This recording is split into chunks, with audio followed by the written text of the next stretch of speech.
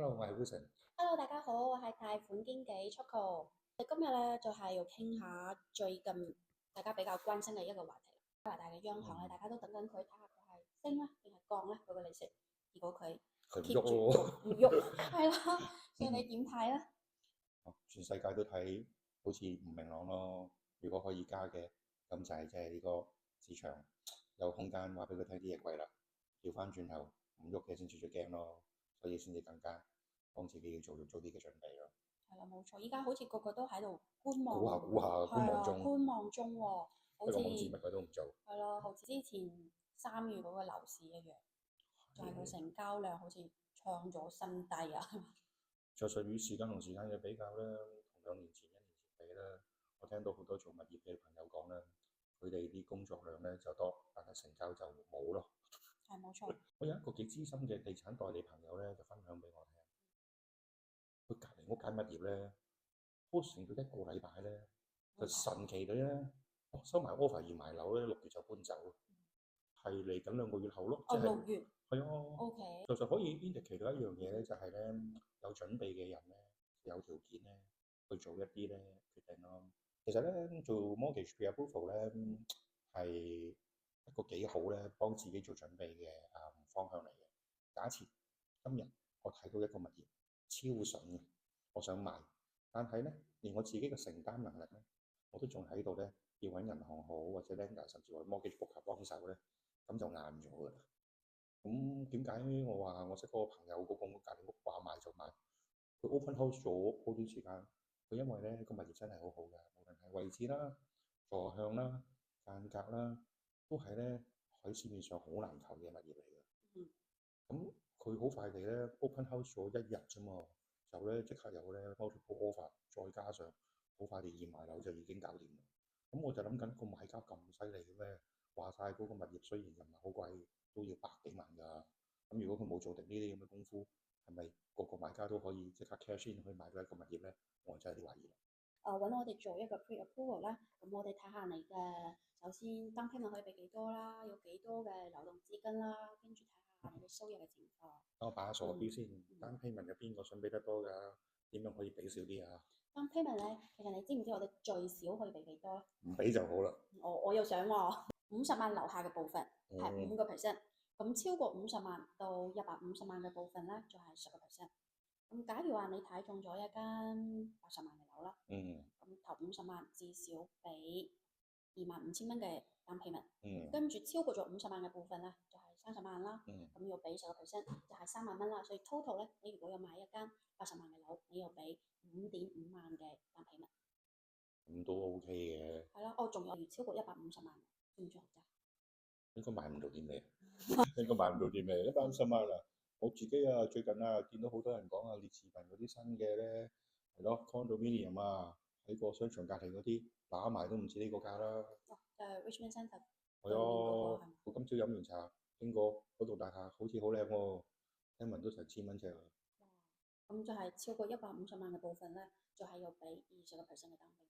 即係可唔可以籠統啲嚟講咧？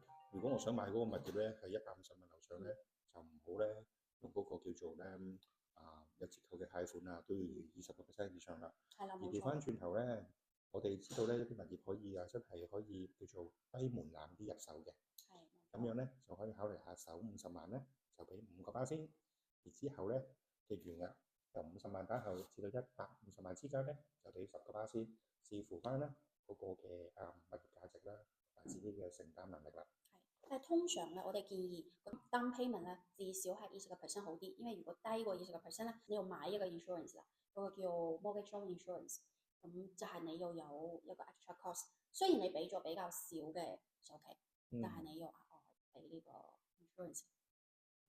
咁除咗 down payment 之外，我聽聞好多人計翻自己究竟個承擔能力嘅又係啲咩嚟㗎？呢個咯係關乎你嘅收入啦。credit score 啦，仲有你個 stress test 啦。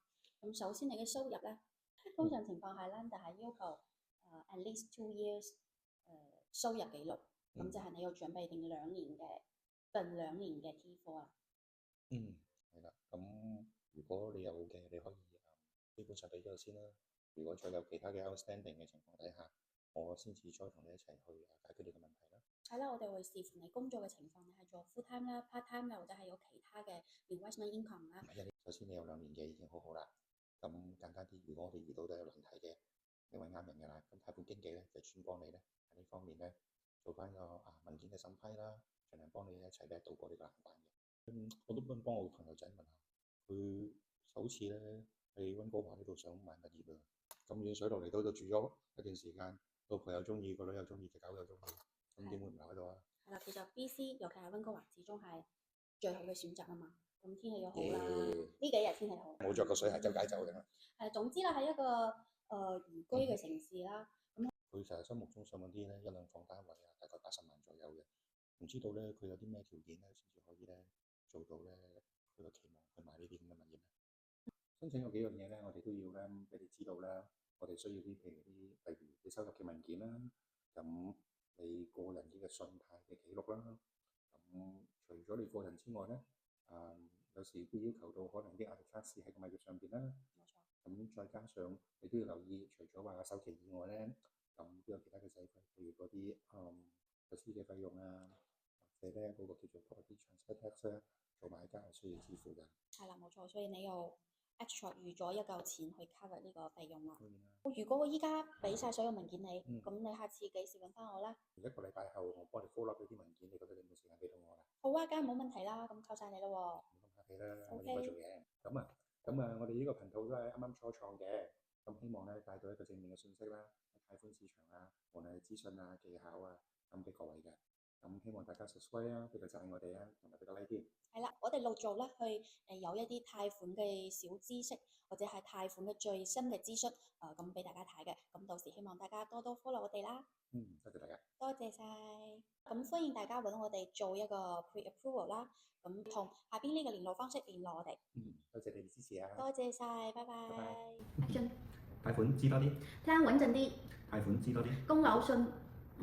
供樓乜嘢啊 ？Action。貸款知多啲。聽穩陣啲。貸款知多啲。供樓輕鬆啲。貸款知多啲。代代平安啲。貸款知多啲。人生順風啲。快啲請好啊！應該好。公司穩陣啊！大家都投入，大家都投入。貸款知多啲。利息俾少啲。供樓穩陣啲。唔記得咗代代平安啲。